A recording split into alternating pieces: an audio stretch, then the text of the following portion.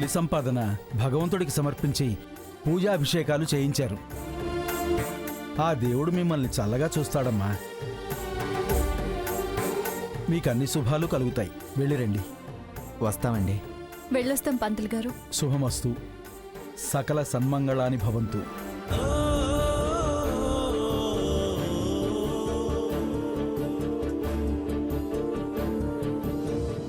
నాకు చాలా ఆనందంగా ఉంది రఘు.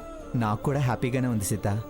ఈ స్వీట్స్ ప్రసాదాన్ని అమ్మ వాళ్ళకి అమ్మమ్మ గారికి కూడా ఇచ్చి ఆశీర్వాదం తీసుకోవాలనుంది. అలాగే ఇద్దాం.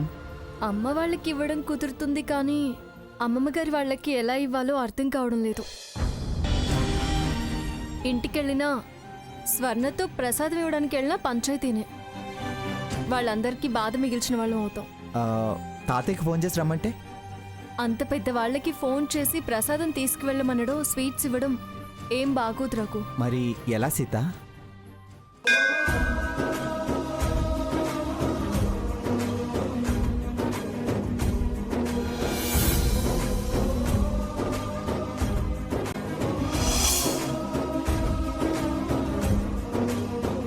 రఘు, ఆ దేవుడు మనల్ని ప్రతి క్షణం కనిపెడుతూనే ఉంటాడు.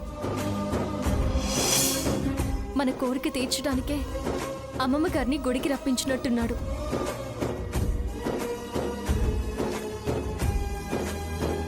అమ్మమ్మ గారు. నానమ్మా,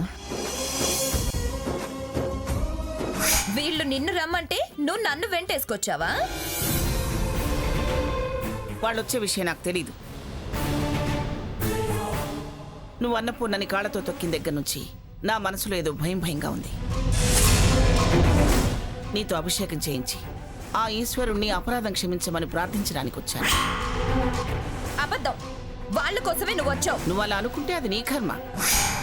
నేను మాత్రం వాళ్ళు వస్తున్నారని రాలేదు. అయినా నీ సంగతి తెలుసు కదా నాకు.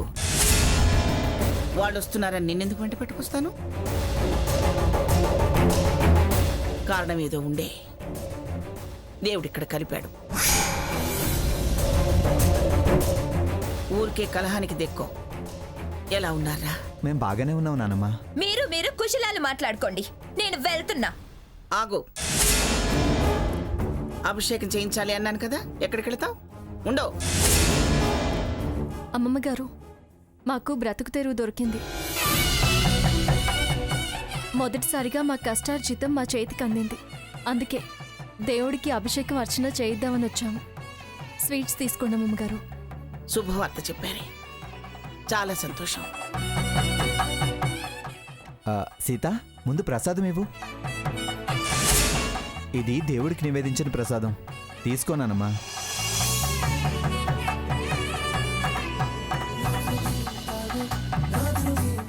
తీసుకో.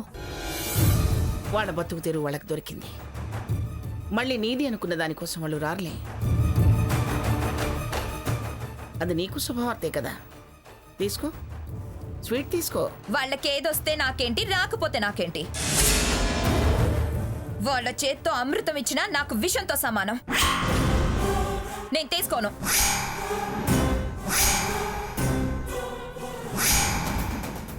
అది ప్రసాదమే. అలా మాట్లాడితే కళ్ళు పోతాయి. అంత బతిమలాడి తినిపించాల్సిన అవసరం ఏం లేదు. దేని మీదైనా భయం భక్తి ఉంటే కదా దేవుడి మీద భక్తి ఉండడానికి. మీకంత భక్తి ఉంటే పొర్లు దండాలు పెట్టండి. నాకు భక్తి ఉందో లేదో మీకు అనవసరం. మేమేమి నిన్ను అవసరమని అనుకోవడం లేదు. ఏదో సమయానికి ఎదురున్నావని. ఈవిడ గారు కారణం వేరే చెప్పి వెంట తీసుకొచ్చింది. గుళ్ళో దెయ్యాలుంటాయని అనుకోలేదు. తెలిస్తే వచ్చేదాన్నే కాదు. ఏంటే, ఎవరు దయ్యాలు? పట్టిన దయాన్ని దించితే గాని సరిగ్గా మాట్లాడు. ఈ అభిషేకానికైనా నన్ను పిలుచుకొచ్చింది? వీళ్లతో నన్ను తిట్టిస్తే గాని తమరు ప్రశాంతంగా ఉండరా? దేవుడి మీద భక్తితో తీసుకురాలేదు. వీళ్లతో నన్ను మాటలు అనిపించి మురిసిపోదామని తీసుకొచ్చారు. బోడి ఉద్యోగాలేవో దొరికాయి రామంగమ్మ అంటే నాకు వీళ్ళ గొప్పతనం చూపించాలని వెంటేసుకొచ్చావు.